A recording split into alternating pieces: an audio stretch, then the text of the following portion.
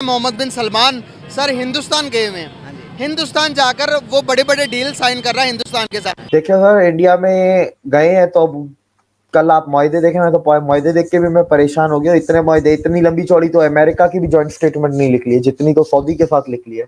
Saudi की 48 point निकले, 48 points. 48 बहुत होते हैं।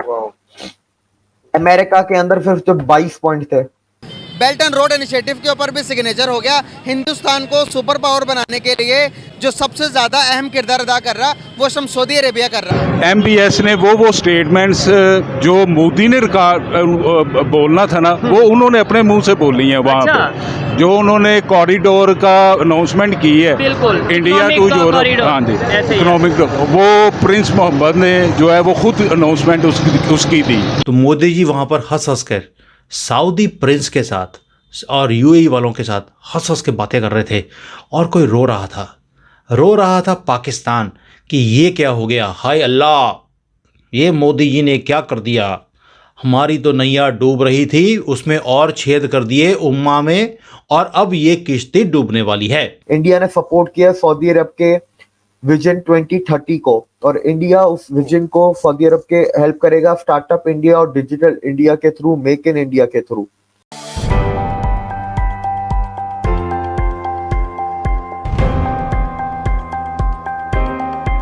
नमस्कार दोस्तों, आप सबका स्वागत है हमारा YouTube चैनल पे। दोस्तों, आप सब जानते हैं G20 का मीटिंग्स भारत में काफ़ी भव्य तरीके से किया गया, जहां पूरी दुनिया भर के लीडर्स भारत की तारीफ़ कर रहे थे और कह रहे थे भारत ने अब तक का G20 का सारा रिकॉर्ड को तोड़ दिया है। इस लेवल पे भारत ने G20 मीटिंग्स को कराया है।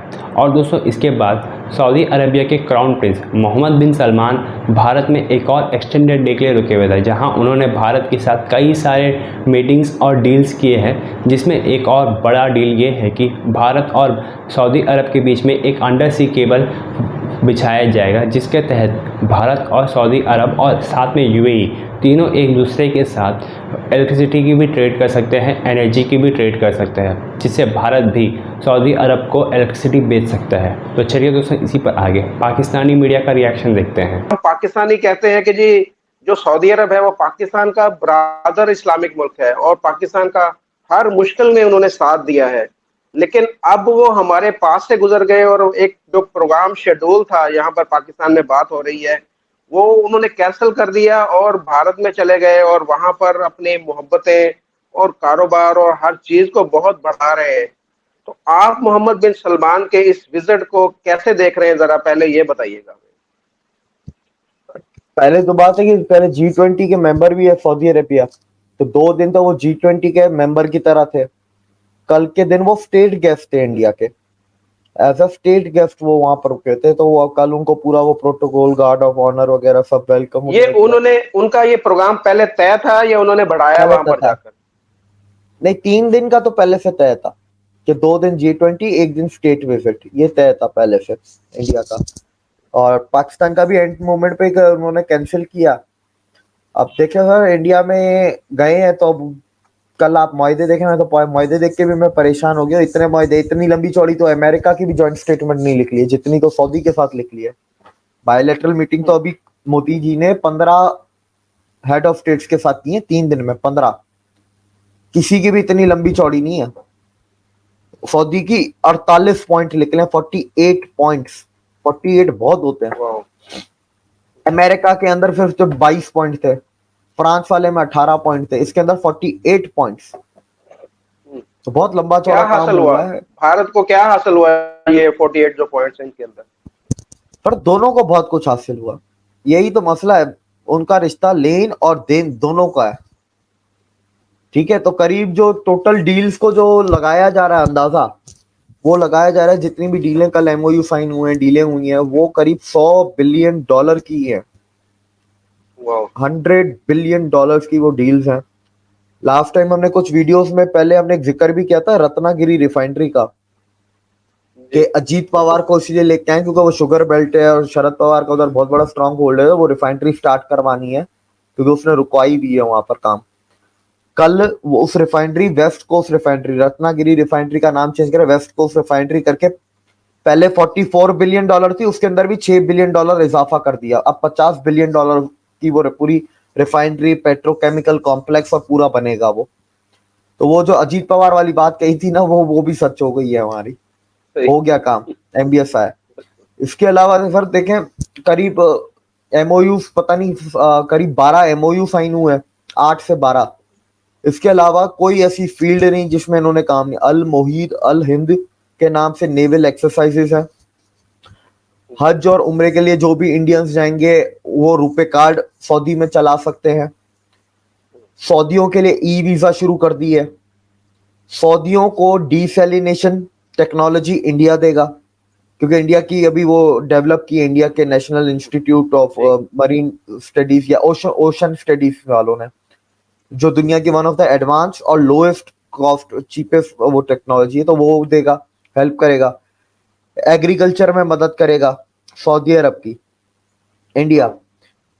फिर वहाँ के लॉजिस्टिक्स में मदद करेगा। वहाँ पर सऊदी अरब में logistic, air corridors, air transport, ports को डेवलप और मजीद मॉडर्नाइज करना, उसके ऊपर भी बात हुई है। ग्रीन एनर्जी के ऊपर बात हुई है, सऊदी अरब के अंदर ग्रीन एनर्जी के ऊपर। तो सऊदीया के प्रिंस इस टाइम में इंडिया में मौजूद हैं स्टेट विजिट पे। पहले G20 की मीटिंग थी और उसके बाद अब प्राइम मिनिस्टर से मिले हैं, वहाँ के प्रेसिडेंट से मिले हैं और उन्होंने प्रॉपर स्टेटमेंट दिया। उन्होंने बोला है well done India for G20। इसके अलावा उन्होंने बोला है, मतलब काफ़ी ज़्यादा तारीफ़ की है कि उन्होंने बोला मैं खुश हूँ कि मैं इंडिया में मौजूद हूँ। क्या कहना चाहेंगे? पाकिस्तान का विजिट था वो कैंसिल किया, इसके ऊपर वीडियो रिकॉर्ड की थी, लेकिन क्या वजह समझते हैं आप?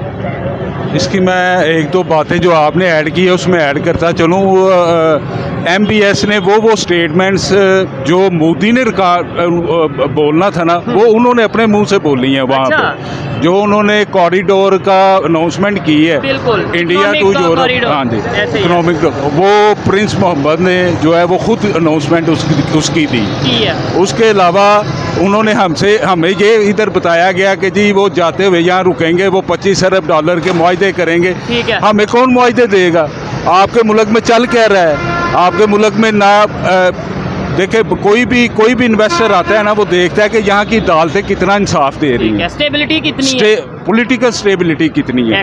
ठीक है, हर मुल्क का जो सफ़ीर है, जो उसका सफारत खाना यहाँ काम कर रहा है, वो ग्राउंड रियलिटी जो है ना जानता है। और जहाँ तक मैं लॉजिक एमबीएस और सऊदी अरब की समझता हूँ, सऊदी अरब ने कभी भी पाकिस्तान की अवाम, जिस तरह पाकिस्तान की अवाम का झुकाव है ना, उसके वो अपोजिट नहीं जाता। अच्छा, यानी पाकिस्तान की पब्लिक के साथ है। पब्लिक वो अपना स्टांस जो है वो पब्लिक के साथ रखता है। पब्लिक इस टाइम इमरान खान के साथ खड़ी है। इमरान खान को डंडा दे के दबाया हुआ है, लटकाया हुआ है, उसके बंदों को पकड़े हैं। ठीक है, एक वो क्या मांग रहा है? वो आपसे इलेक्शन। तो दोस्तों, अब तक जो पाकिस्तान कहता था कि उसके पीछे 57 देश खड़े हैं और सबसे अहम सऊदी अरेबिया भी पाकिस्तान के साथ खड़ा है, वही सऊदी अरेबिया अब पाकिस्तान के मुंह पर लात मारकर भारत के साथ डील्स और एग्रीमेंट्स कर रहा है। आप सब जानते होंगे, कुछ दिन पहले तक पाकिस्तानी मीडिया में ये बात चल रही थी कि सऊदी अरेबिया के क्राउन प्रिंस मोहम्मद बिन सलमान भारत के बाद पाकिस्तान में लैंड करेंगे और कुछ घंटे की मीटिंग्स करेंगे। लेकिन दोस्तों, मोहम्मद बिन सलमान ने पाकिस्तान को पूरी तरह से रिजेक्ट कर दिया है और उनके जितने भी मीटिंग्स है पाकिस्तान में सबको कैंसिल कर दिया है और वे पाकिस्तान जाने से मना कर चुके हैं, क्योंकि वे भी जानते हैं कि अगर वे भिखारी के पास जाएंगे तो वे फिर से अपना कटोरा लेकर के मोहम्मद बिन सलमान के सामने खड़े हो जाएंगे। इसलिए वे भी अब पाकिस्तान को अवॉइड कर रहे हैं। तो दोस्तों, इस वीडियो में इतना ही। मुलाकात होगी आपसे अगली वीडियो में। जय हिंद, जय भारत।